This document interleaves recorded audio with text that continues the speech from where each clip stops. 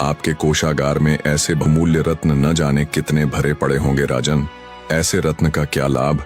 यदि लाना ही था तो पाताल लोक से कोई ऐसी दुर्लभ वस्तु लाते जो भूलोक पर नहीं मिलती। राजा ने कहा, ये कोई साधारण रत्न नहीं है ब्राह्मण देव, ये चारों वरदान हैं। स्वयं नागराज ने विशेष उपहार स्वरूप ये रत्न मुझे विदा करते समय दिए हैं। राजा ने गुलाबी आभा वाले रत्न को दिखाते हुए कहा, इनमें से यह जो रत्न है, इससे जितना चाहो धन मांगो, मिलता रहेगा। यह दूसरा पीले वर्ण का रत्न मनचाहे वस्त्राभूषण देता है। तीसरा नीले वर्ण वाला रत्न हाथी, घोड़े, पालकी देता है। और यह चौथा हरे वर्ण का रत्न मनुष्य को धर्म, कर्म और यश, सौभाग्य प्रदान करता है। यह सुनकर मानो ब्राह्मण के पैरों तले जमीन खिसक गई।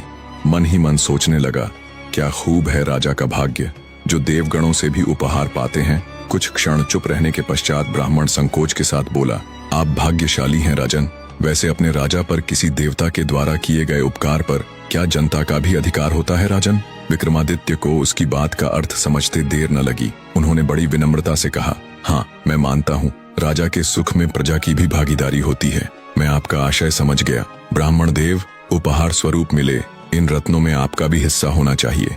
मैं इनमें से एक रत्न आपको देता हूँ, आप अपनी इच्छा का रत्न उठा लीजिए। ब्राह्मण ने चारों में से एक रत्न उठाने के लिए हाथ बढ़ाया तो दुविधा में पड़ गया। कभी सोचता धन वाला रत्न ले लूं, जिससे संसार की हर चीज जुटाई जा सकती है। फिर अगले पल सोचता वस्त्राभूषण वाला रत्न लूं, जिससे मन चाहे वस्त्राभूषण प्राप्त हो सके। सुंदर सुंदर वस्त्राभूषण बनवाने का झंझट ही नहीं रहेगा। फिर सोचा हाथी, घोड़े, पालकी वाला रत्न लूं। मेरे पास अद्भुत हाथी, घोड़े, पालकी होंगे तो बड़ा नाम होगा। फिर कुछ क्षण रुक कर सोचा, यह संसार तो नश्वर है। कुछ दिनों की जिंदगी के लिए धन, वस्त्राभूषण, पशुओं का मोह क्यों करें? सब कुछ यहीं रह जाता है। क्यों न धर्म कर्म वाला रत्न लूं, जिससे यह लोक भी बने, परलोक भी बने। परंतु चंचल मन ने फिर धन, वस्त्राभूषण, हाथी, घोड़े वाले रत्न की ओर रुख किया। वह बहुत देर तक कभी इस रत्न पर हाथ रखता, कभी उस रत्न पर, मगर काफी देर तक जब अपनी इच्छा से एक भी रत्न नहीं उठा सका तो बोला, राजन मैं निर्णय नहीं कर पा रहा हूँ कि कौन सा रत्न लूं और कौन सा नहीं। आप मुझे थोड़ा सा समय दें, मैं अपनी पत्नी और बच्चों से सलाह कर आऊं, तब रत्न उठाऊंगा। राजा ने ब्राह्मण की मन स्थिति समझी और मुस्कुराकर बोले, ठीक है ब्राह्मण देव, आप अपने घर वालों से सलाह कराओ, तब तक मैं यहीं खड़ा हूँ। ब्राह्मण भागा भागा घर गया। जैसे एक ही सांस में घर पहुंच गया। उसने अपनी पत्नी, पुत्र एवं पुत्री को राजा के 4 रत्नों के चमत्कार के बारे में बताया और पूछा, अब तुम सब मिलकर मुझे परामर्श दो कि मुझे कौन सा रत्न लेना चाहिए। आप भी बापू दुविधा में पड़ गए। ब्राह्मण के युवा पुत्र ने अपना विचार प्रकट किया, आपको तुरंत धन वाला रत्न उठा लेना चाहिए था। अगर पास में धन हो तो उस धन से संसार की हर चीज प्राप्त की जा सकती है। नहीं भैया, युवा पुत्री बोली, मैं तो वस्त्राभूषण वाला रत्न लेने की सलाह दूंगी। रत्न से वस्त्राभूषण प्राप्त किया करेंगे, आभूषण बेचने से भी तो मनचाहा धन हम प्राप्त कर सकेंगे। तभी ब्राह्मण की पत्नी बोली, मैं तो हाथी, घोड़े, पालकी वाले रत्न का परामर्श दूंगी। घर के द्वार पर हाथी, घोड़े होंगे तो समाज में हमारा हर जगह मान सम्मान होगा, और धन की आवश्यकता होने पर घोड़े बेच दिया करेंगे। घोड़े के बिकने से भी तो धन मिलेगा।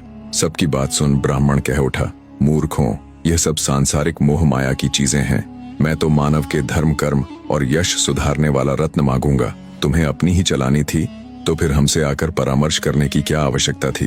तीनों ने एक स्वर में कहा और मुंह फुलाकर बैठ गए। बेसब की बात सुन ब्राह्मण का सर चकरा गया और सर पकड़कर बैठ गया। सोचने लगा, अच्छी कलह पाल ली मैंने। उन तीनों में से जिस किसी की इच्छा का रत्न नहीं आता, उसका ही मुंह फूला रहेगा। ब्राह्मण को राजा के पास वापस जाने की जल्दी थी, इसलिए मार्ग में निर्णय लेने की बात सोचता हुआ लौट गया। वह मार्ग में भी कोई निर्णय न ले सका। सोच विचार की दुविधा में पड़ा वह राजा के सम्मुख पहुंचा। राजा ने उसका चेहरा देखते ही मन की स्थिति समझ ली थी और मुस्कुराकर पूछा, क्यों ब्राह्मण देव, किस निर्णय पर पहुंचे? मैं तो घर वालों से परामर्श करने जाकर पछता रहा हूँ राजन। स्वयं विवेक से कोई एक रत्न ले लेता तो ज्यादा सुखी रहता। क्यों, क्या हुआ? राजा ने हंसकर पूछा। ब्राह्मण ने परिवार के सदस्यों की विचार भिन्नता सविस्तार बताई। राजा मुस्कुराए और 4 रत्न ब्राह्मण को दे दिए। जिसे रत्न मिले वह भाग्यशाली था, पर जिसने रत्न बांटे वह पूजनीय बन गया। कहते हैं कि राजा विक्रमादित्य की कहानी अमर इसलिए नहीं हुई क्योंकि उन्हें ऐसे रत्न मिले, वो इसलिए अमर हुई क्योंकि उन्होंने ऐसे रत्न बांटे। इतिहास में उन्हें ऊंचा स्थान उनके चरित्र ने दिलाया, न कि उनके खजाने ने। कहानी के अंत तक बने रहने के लिए आपका तहे दिल से धन्यवाद।